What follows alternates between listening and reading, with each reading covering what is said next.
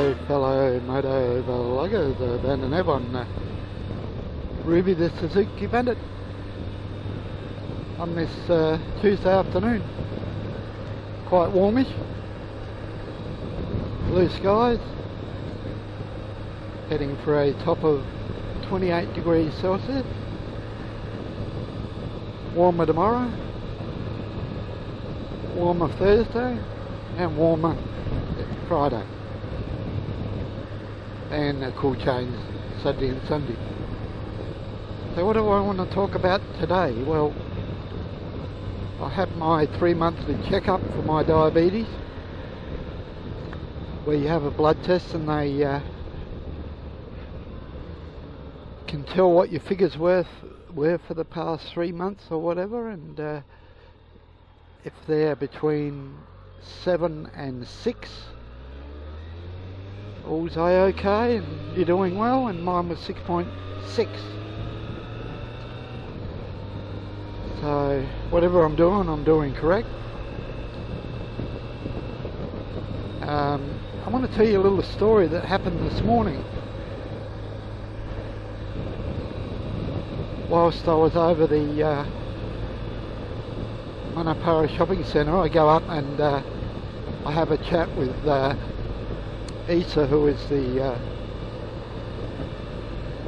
security guard on the door at JB Hi-Fi, and I goes up there and started talking to him. He said, "Just wait a minute, I'm just watching this dodgy guy over there to see what he's up to." So I was watching him as well. I'll just get under these lines, won't be a sec. So anyway,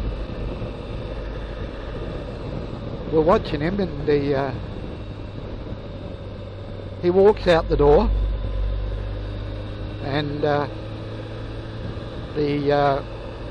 beepers didn't go off, so well, you can't do anything, can you? And we're watching him, and there was this Holden, looked like a sort of a SUV or sort of thing, car, and he went round to the left hand side of it and knelt down and did something,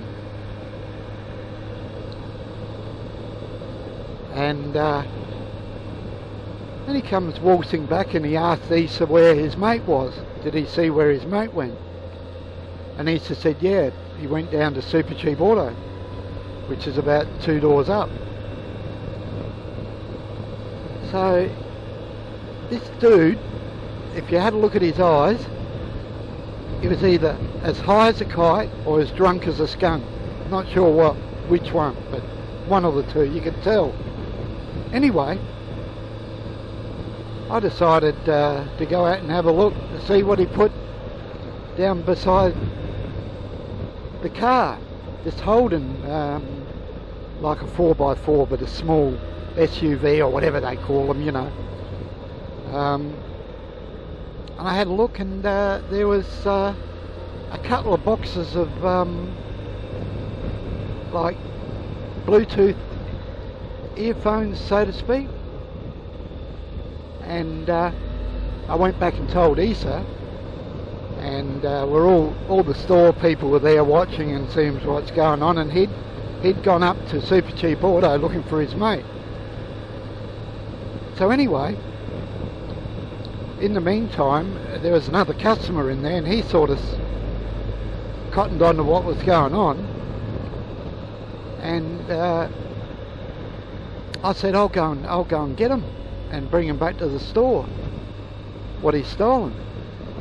The security guard can't, neither can the staff do anything.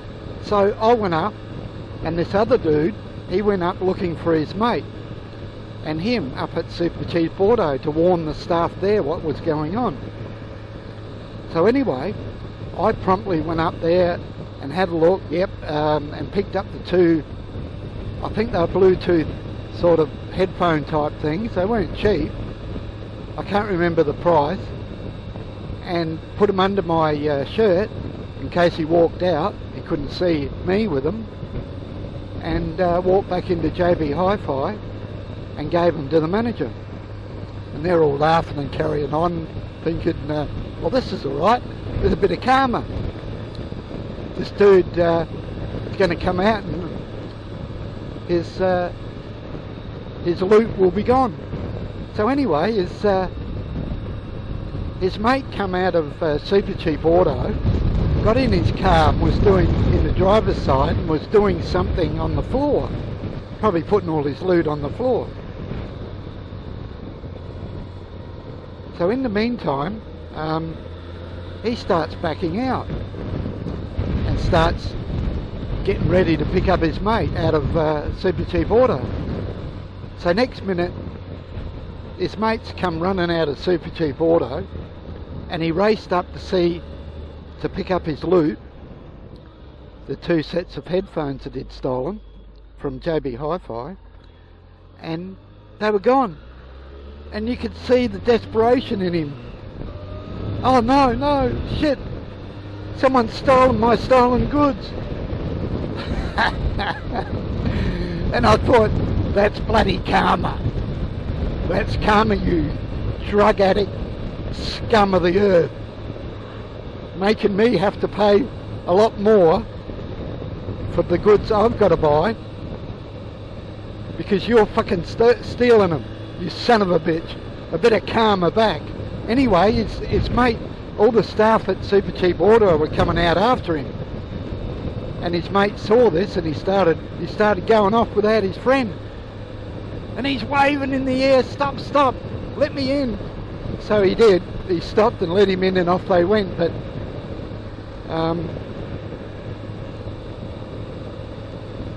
the registration of the car was already being taken down and being reported to the cops.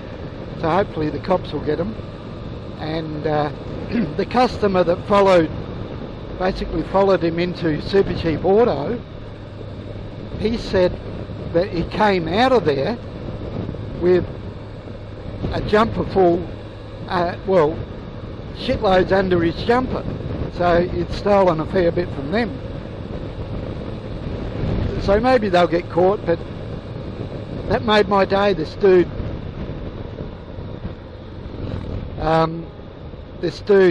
is stolen goods where he'd put them weren't there anymore, because I'd picked them up and taken them back into JB Hi-Fi and given them to the manager. Talk about karma. Fantastic. Loved it. So now they'll probably have to go elsewhere to pinch something somewhere else. The rotten bastards. Anyway, that's the story. I hope I told it well and covered all what was going on for you guys out there. I don't normally do 2 vlogs in a row, but I just had to tell you guys this one before I forgot about it. One other thing, one of my friends over in England, Steve's Hornet 900, is having a problem with his brakes. The front ones are binding on for some reason.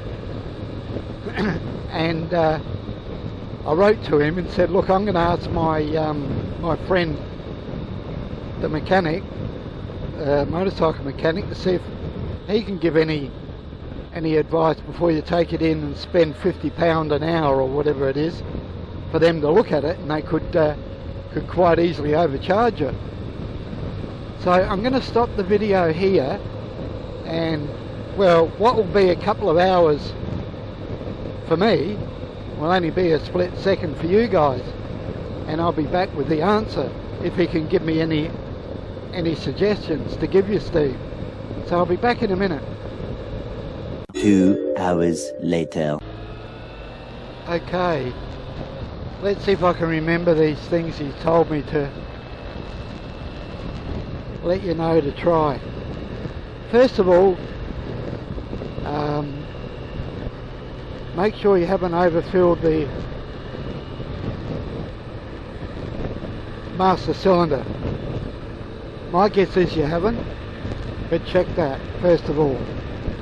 Now, the second thing he said make sure your brake lever has got free play.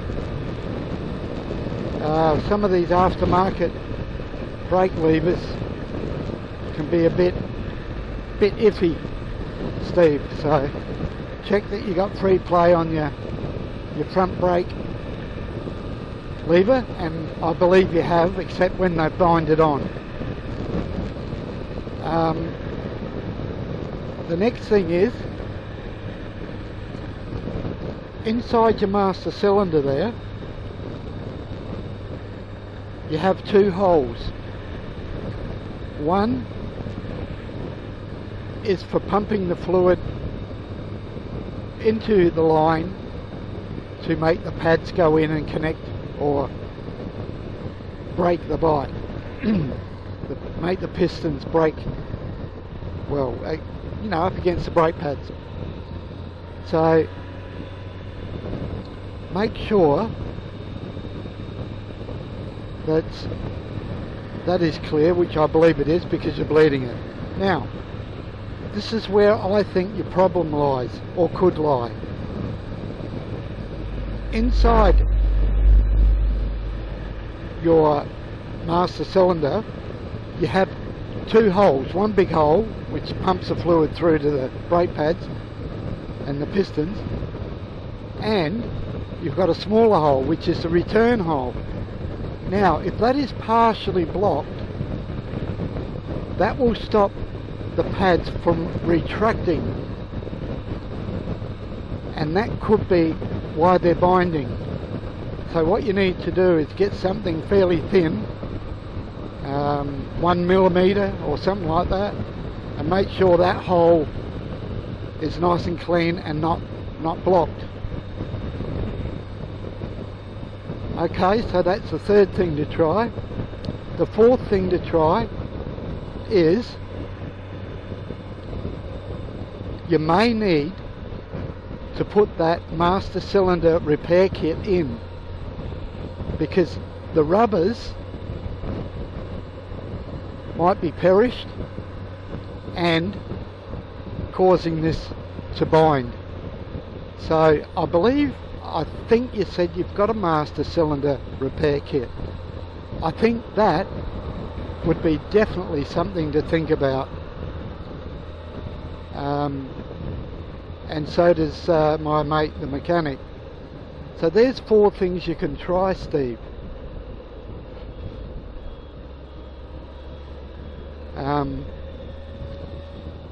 And hopefully you will remedy the problem before you have to pay £50 an hour or whatever it is to take it into a shop and pay them for their labour. I believe everything else seems to be done okay, but you can try those things. Just remember to suck out some of the brake fluid in the master cylinder before you check to see if that little hole, the return hole, is nice and clear and not partially or blocked. And then go out and try it and see what happens. So if all the first 3 above don't work, well then it's got to be something to do with the master cylinder, and putting a kit in it, you know, a reconditioned kit or whatever they call it, might be all it needs, and you won't have the problem again. So I hope that helps, Steve. Bandit Nev on Arubi, the Suzuki Bandit, bidding you all very, very, very, very safe riding, and until next time, cheers for now.